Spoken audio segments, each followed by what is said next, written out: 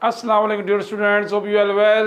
आज हम chapter 3 exercise 3.1 question number 13 का पार्ट 2 सॉल्व करने जा रहे हैं। स्टूडेंट, इन क्वेश्चन की स्ट्रक्चर में है फाइंड ए, यानी कि हमने मैट्रिक्स ए मालूम करना है, जबकि हमें मैट्रिक्स दे दिया गया है 2 - 1 - 1 2 a इज इक्वल टू 0 - 3 8 3 3 - 7। तो यहाँ हमने ए बीच में दे दिया गया है, हमें ए ही मालूम करना है। तो फ़र्ज़ करेंगे, हम लेट कर लेते हैं कि जो ए का मैट्रिक्स है वो ए बी सी डी ई और एफ है। तो हम इस मैट्रिक्स को इस ए की जगह पुट कर देते हैं, ए की जगह ले जाते हैं, तो कुछ इस तरह हो जाएगा 2 - 1 - 1 2।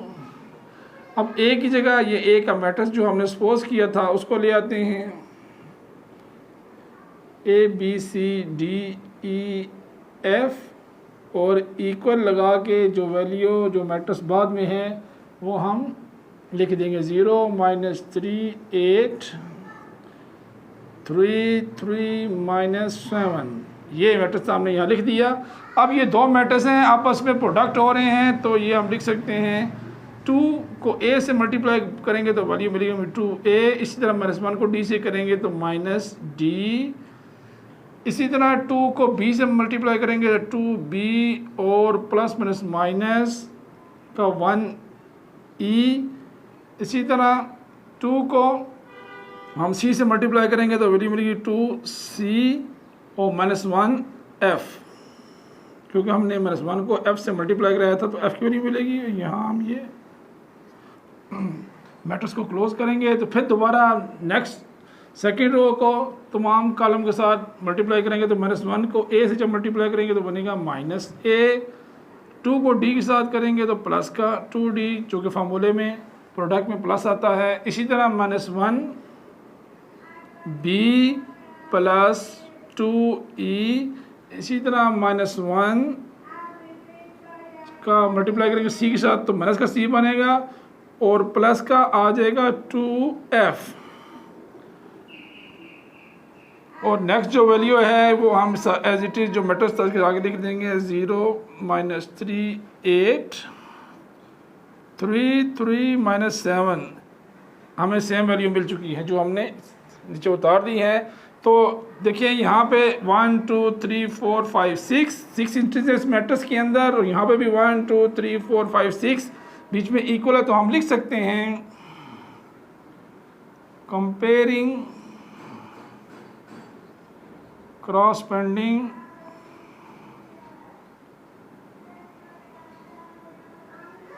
corresponding element.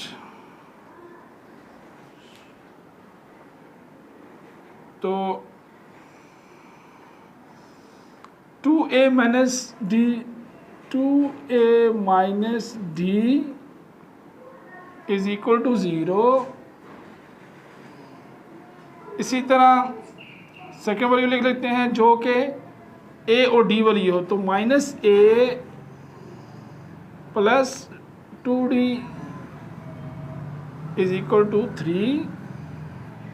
यहाँ हमने इसका फर्स्ट का नाम रख दिया क्वेश्चन 1 और दूसरी वैल्यू का नाम रख दिया क्वेश्चन 2। इसी तरह 2b - e 2b - e is equal to -3, इसका नाम रख दिया क्वेश्चन 3। और -b plus 2e - b plus 2e is equal to 3। यहाँ हमने इस इक्वेशन का नाम रख दिया क्वेश्चन 4। इसी तरह 2c - f 2c - f is equal to 8, जो कि वैल्यू में मिलेगी इसी तरह 5 की। इसी तरह -c plus 2f -c plus 2f is equal to -7, और ये वैल्यू मिल जाएगी क्वेश्चन 6 की।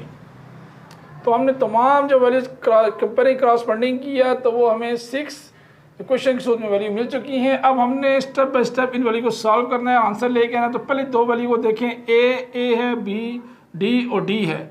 तो हमने इन वैल्यू में से कोई वैल्यू बराबर करके कोई एक जो साइड है वो कटिंग करनी है। तो अगर हम पहली वैल्यू में 2 को हम लिख रहे हैं यहाँ पे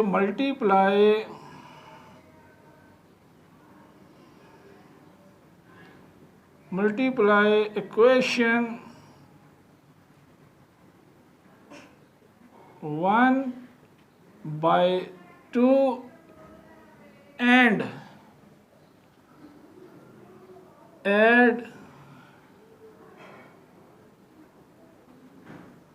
इक्वेशन 2, यानी कि हमने इक्वेशन 1 को 2 से मल्टीप्लाई करेंगे, उसके बाद जो वैल्यू हमें आएगी उसको हमने 2 के साथ ऐड कर देना है। तो हम यहाँ लिख के कर लेते हैं ताकि गलती का चांस ना हो। तो यहाँ पे हमने 2 को ऐड किया तो ये बन जाएगा 4a - 2d is equal to 2 को जब 0 से मल्टीप्लाई करेंगे तो 0 ही रहेगा।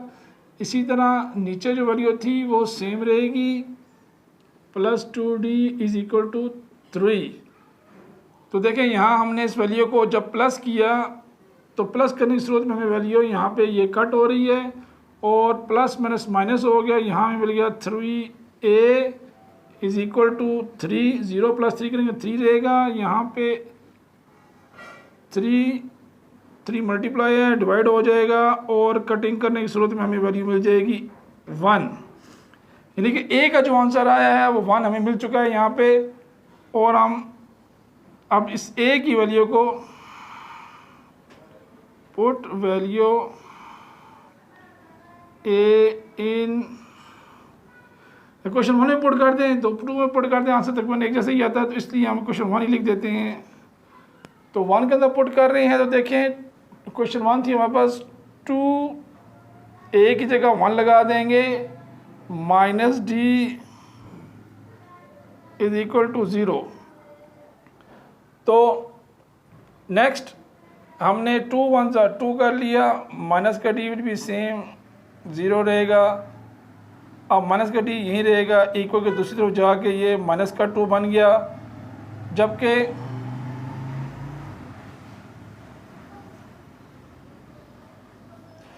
डी माइनस का था तो हम कॉमन लेते हैं डी को बोथ साइड पे। तो डी इज इक्वल टू 2, हमें वैल्यू मिल चुकी है डी की। पहली वैल्यू हमें मिली थी ए की जो 1 के बराबर थी, अब डी की जो वैल्यू मिली है वो है 2 के बराबर। हमने पहले 2 क्वेश्चन से 2 आंसर ले लिए हैं। नेक्स्ट जो वैल्यू हमारे पास आ रही हैं 2b - e is equal to -3 और -b + 2e, यानी कि b भी दोनों में मौजूद है और e भी मौजूद है। तो हम दोनों इक्वेशन में से किसी एक के अंदर वैल्यू बराबर करते हैं। तो हम 2 में बराबर कर लेते हैं या 4 में कर लेते हैं। तो हम क्या करते हैं,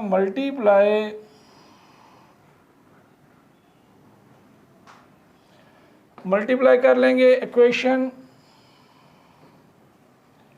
4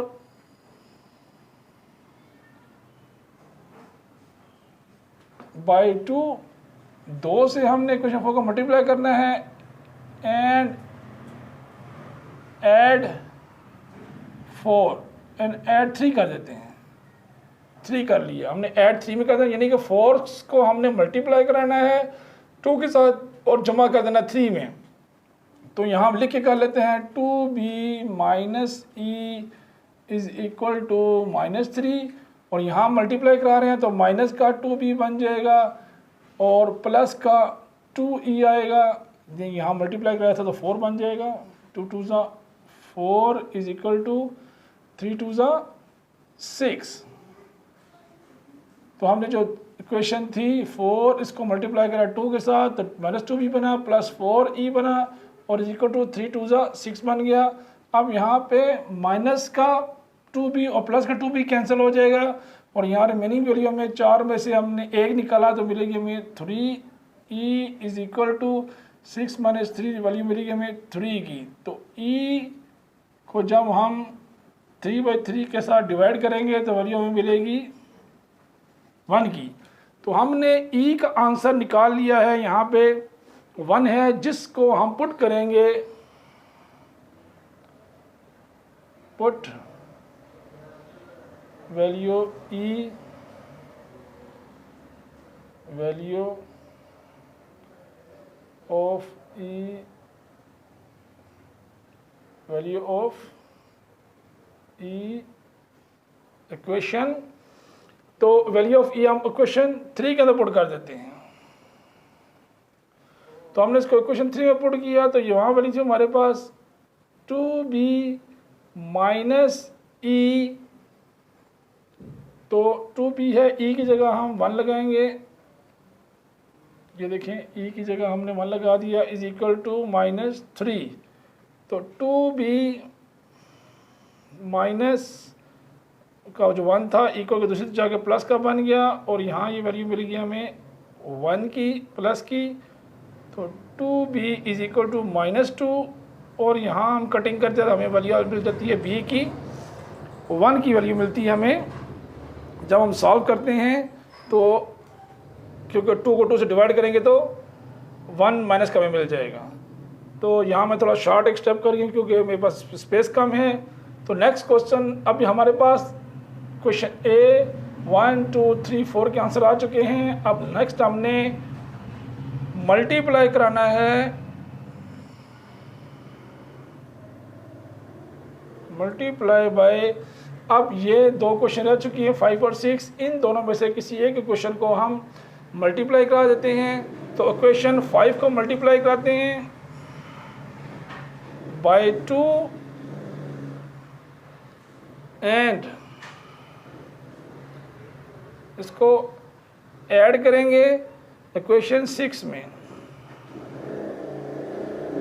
तो लिख के कर लेते हैं 2c माइनस एफ